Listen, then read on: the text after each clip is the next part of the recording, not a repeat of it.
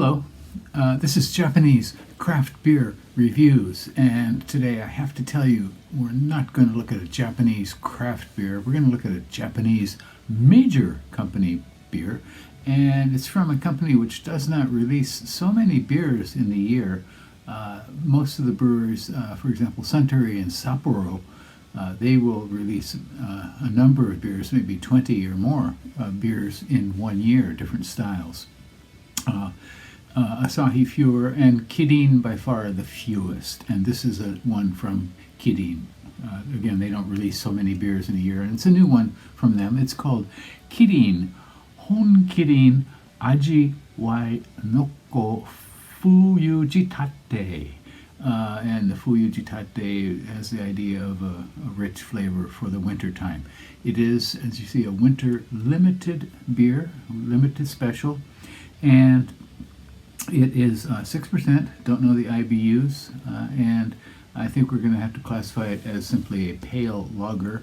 I don't know what else it would be because of the ingredients here. It is not all malt. It contains malt, hops, unmalted barley, corn, and barley spirits, which is a way for the brewers to get the alcohol level up to the level they want without using too much malt, without fermenting out too much malt. They claim on their website that they use more barley than in a regular Honkirin, which you'll find in the stores with the same characters, and it is a red, bright red color, so it says Honkirin and it has a red can. They claim they use more barley than in that regular Honkirin, but I don't know if it means malted barley or unmalted barley. So, and it said it should be full of barley flavor. Okay. I would wish it would more full of malt flavor than barley flavor. But in any case, rate beer only one rating when I checked, and it was a little bit high for a beer of this type, an adjunct-filled beer. 3.5 out of 5.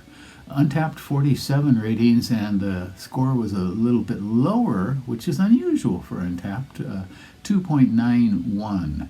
Untapped is a much bigger audience and tends to be more casual drinkers, maybe I'll say it, less informed drinkers, and generally their scores with beers that aren't great tends to be higher, and beers that are really good tends to be lower than rate beer.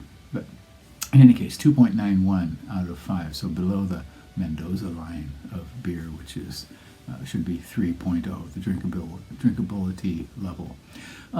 It was released in November 28th last year, 2023, so it's about a month and a half or so. And it cost, this is on the cheap end for beers in Japan, 176 yen total with tax, and that comes out to $1.18 per can, and in euro terms, 1.14 euros. Okay, so not a pricey beer. I don't have high expectations for this, but let's see what full of barley flavor means to them.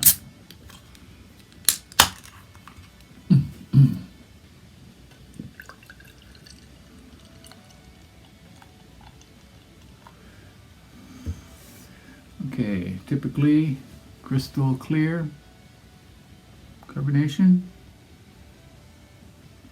kind of spreading up from the bottom there, going to the sides, and a rather thin quarter finger of foam dissipating very quickly. Okay, aroma.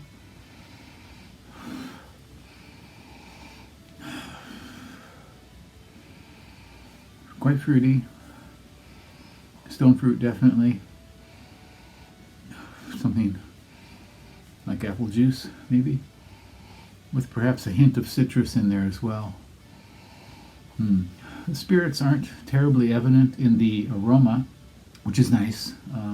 With these junkier beers that they tend to add spirits to, the brewers have gotten much better over the last few years at disguising that really bad flavor that kind of ruins the beer of the barley spirits. Okay, flavor it.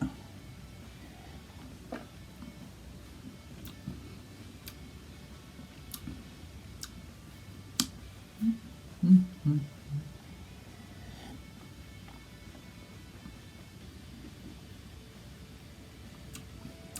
Well, it's mild, malty for sure, quite fruity.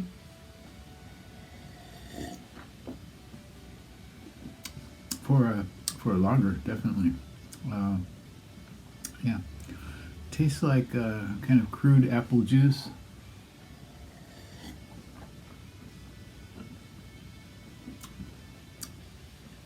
Gets a bit rough in mid palate. Not astringent, but kind of creating some roughness on the tongue and the upper palate. Yeah. I do have to say that the spirits are well disguised here, which is nice. Generally, with some of these beers, you get the strong spirits edge that makes it almost undrinkable. In some cases, absolutely undrinkable. This is not great as a beer.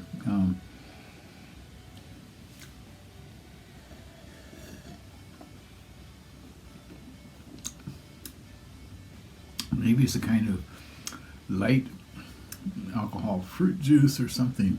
Now I'm getting more something like maybe light bit of dark fruit. Something like maybe raisins.